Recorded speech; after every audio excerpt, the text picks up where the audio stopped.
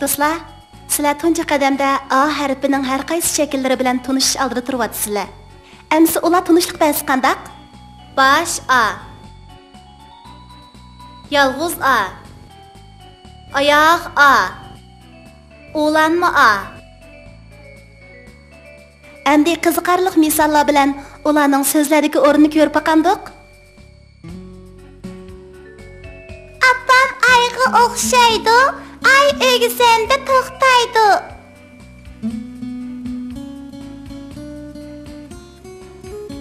Ördek ori kötürüp, iştin yandı, herip ketkeş bir haza, yığılıp aldı.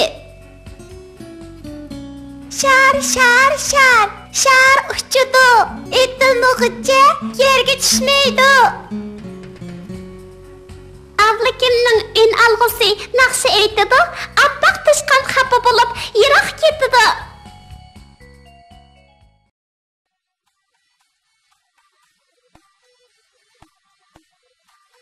Bağvan ve onun oğlu.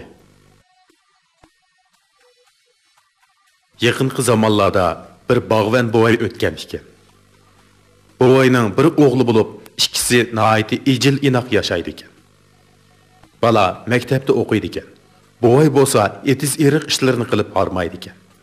Bir günü bala mektepten qaytib kelip hoylısıga kirse, dadısı atını itelep çıkıp atqıdık. Dodo nega borsan? Deptu bala. Aqtashdagi baqqa deb javob beribdi bovoy. Men mi boraman? Deptu bala. Balam, uya bak yiroq, qiladigan ishlar ko'p, zerikib qolasanmikin? Deptu bovoy. Kuyimchanlik bilan. Unalg'ini elib olsam zerikmayman. Deptu bala erkilab. Ondaqda chaqqan bo'l, deptu bovoy. Balasiga masliga kelib. Bala hapila-shapila uyga kirib, unalg'usini ep chiqibdi.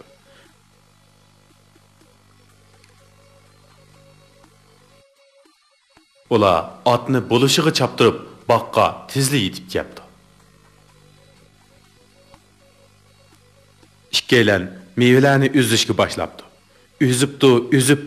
Üzüp harmabdi.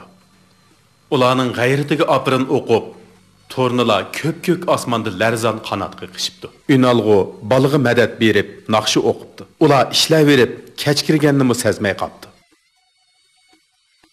Mevalar üzülib tugabdi. Ata bala xo'shal-xuram holda olma, anar, omutlarini joylashtirib bo'lib, uyiga qarab yo'l oldi. Bala yo'lda kelib etib dadasidan so'rabdi. Dada, biz nimishqa shuncha qattiq ishlasakmi horg'inlik his qilmaymiz? Buni so'rab yaxshi qilding o'g'lim, debdi bovoy.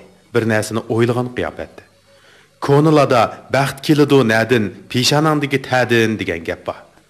O'rin odam asonli herib qoladi. Shunlashqa ularning erishadigan narsasi oz bo'ladi. Qancha ko'p tirishsak, shuncha ko'p baxtga va natijaga erishalaymiz. Bu xuddi maktabda tirishib o'qisang, kun siri bilimlik bo'lib, kelgusida katta odamga aylana oladiganligiga o'xshaydi. Dada, katta degan gapning ma'nosi nima? Katta degan ostimizdagi otdek chapqur, ko'kdagi quyoshdek nurliq, turnalardek ko'kda parvoz qila oladigan degan gap. Debdi bovoy. Oy, men katta odam bo'laman. Debdi bala. Qiyinga patmay. Shunda qilib, ular xo'shal-xuram holda uyiga qaytib keldi.